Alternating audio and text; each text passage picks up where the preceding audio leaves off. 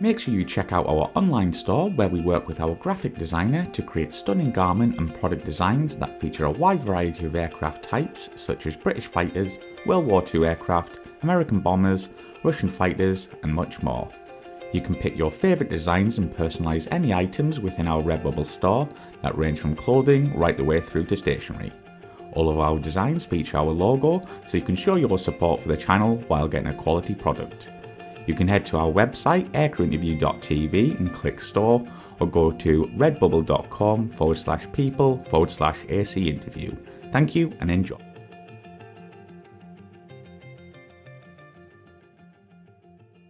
Because I was a first assignment instructor pilot, and this was my second tour, finally getting fighters, I got first choice of assignment location. Yeah. So they only were at Upper Hayford and Lakenheath in England, and then Mountain Home in Cannon.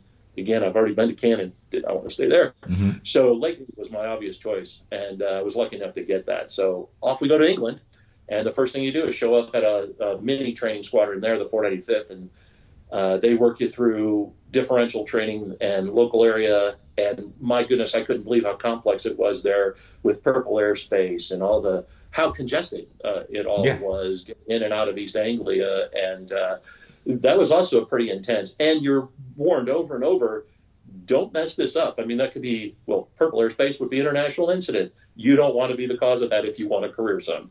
So it was pretty intense training there and getting to know all the bombing ranges.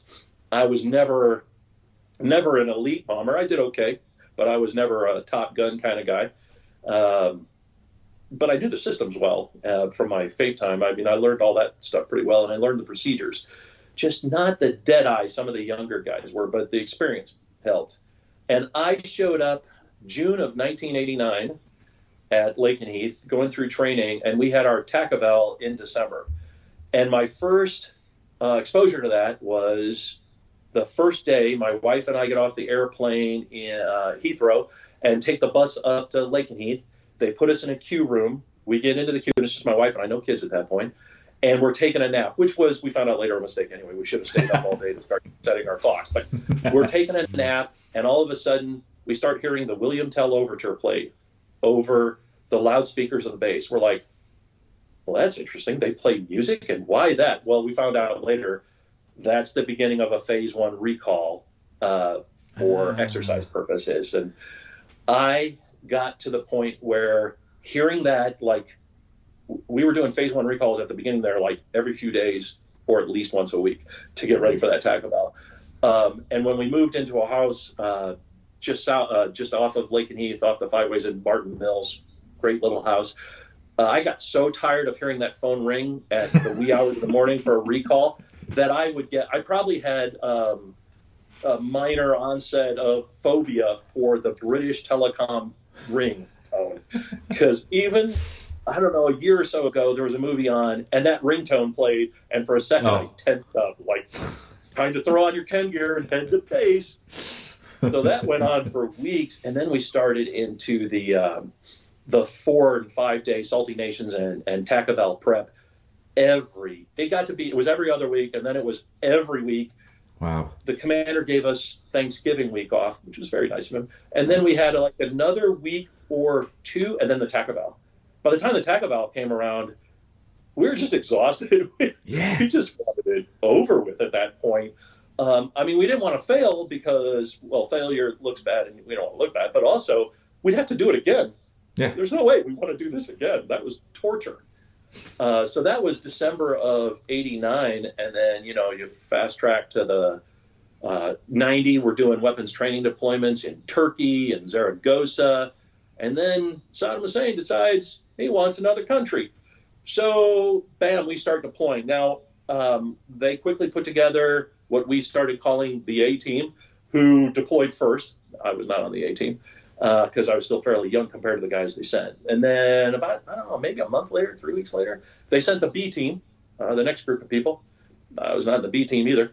So the next group went just after Thanksgiving time, but just at the end of November. Sorry, I keep using Thanksgiving like you'd know that reference, but end of November, I think, is when the next group went. I was in that one. We called ourselves the Z team. Mm-hmm. And then one more team went later, and they called themselves the Z team. We went, no, you're Z prime. We were Z. You're Z prime. You're after us. So I get down there end of November, and every day is like the war is imminent.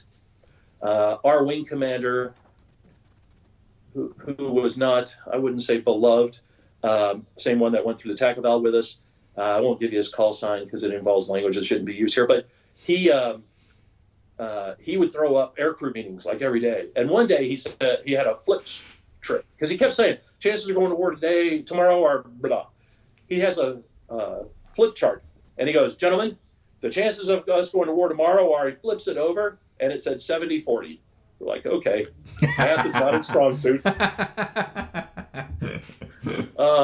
So, we're just marking days there and flying some local sorties and flying big packages at night, just trying to work out the bugs on procedures, make sure we know what we're doing. We were planning to low-level night loft weapons, which peacetime, there were only a couple people technically trained in that. So you're all now trained. And that was the extent of more or less the training for most of us on that night loft procedure. The first night launched, I wasn't on it. My Wizzo was DNIF, and they wanted hard crewing for this. Mm-hmm. Second night, I didn't go because my Wizzo was still DNIF. And I kept pressuring the squadron commander to just give me another Wizzo because it's not looking like he's going to get better anytime soon. And if you go back just before this all kicked off, we had a visit from the general from the KAOX talking about the procedures and all that. And they laid out the loss expectation. It was actually very high. I don't remember the exact number, but I'm thinking they were expecting like 35% losses in the first few nights of the war from F-111. Yeah. It was huge. It got a lot of guys' attention. Yeah. A lot. Those first couple nights, I remember the guys getting ready to go, and the look in their eyes was like, I don't even know if I'm coming back tonight. It was a very good sobering before those first sorties. And I don't know if those numbers were actually calculated or he just used them to make sure we were sober going into those first nights. And I don't mean alcohol-wise because there was no alcohol at Taif. That was General Order 1.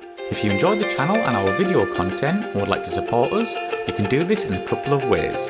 You can sign up to our Patreon site, which is a monthly subscription to one of our 4 tiers, each giving you something different from early access interviews up to exclusive unseen footage. There's also the option of a one-off donation via PayPal, which allows you the option to donate an amount of your choice.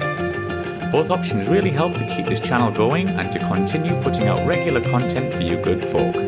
So please take a look at aircrewinterview.tv/donate, and I thank you in advance. Thank you and enjoy.